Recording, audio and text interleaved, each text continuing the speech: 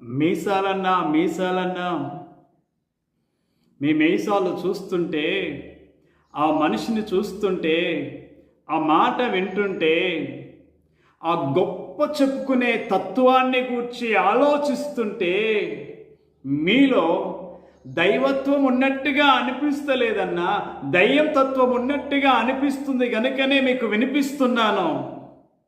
దైవత్వం ఏం చేస్తుంది? దైవాన్ని మహిమపరుస్తుంది, ఘనపరుస్తుంది. దయ్యంతత్వం ఏం చేస్తుంది అన్న? మనల్ని ఘనపరుస్తుంది. మనకు తెలియకుండానే దయ్యానికి మహిమ వెళుతుంది కదా. ఏంటన్నా విధానము? మీసా తిప్పడం మీకు రాకపోతే నేను తిప్పి చూపిస్తాను రండిరా అని చెప్తున్న విధానము ఏంటన్నది? నేను వచ్చాను కదా 2017 సంవత్సరంలో.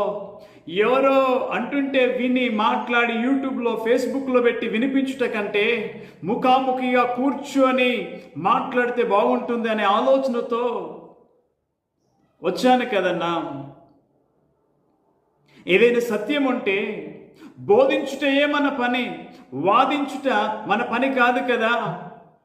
బోధించిన తర్వాత వాదించేవాడు, గ్రహింపజేసేవాడు, ఒప్పించేవాడు ఒకడు ఉన్నాడు కదా, పరిశుద్ధాత్ముడు. మనము పరిశుద్ధాత్ముని యొక్క జ్ఞానముతో, ప్రేరేపణతో మనము మాట్లాడినప్పుడు, బోధించినప్పుడు దేవునికి మహిమ కలుగుతుంది, ఎదుటి వ్యక్తిలో మార్పు కలుగుతుంది, మనకు దేవుని దీవెన కలుగుతుంది కదా అన్నా. ఎవరండి ఈ మీసాలన్నా అనంటే? ఎవరికండి ఈ ప్రసంగం అనంటే?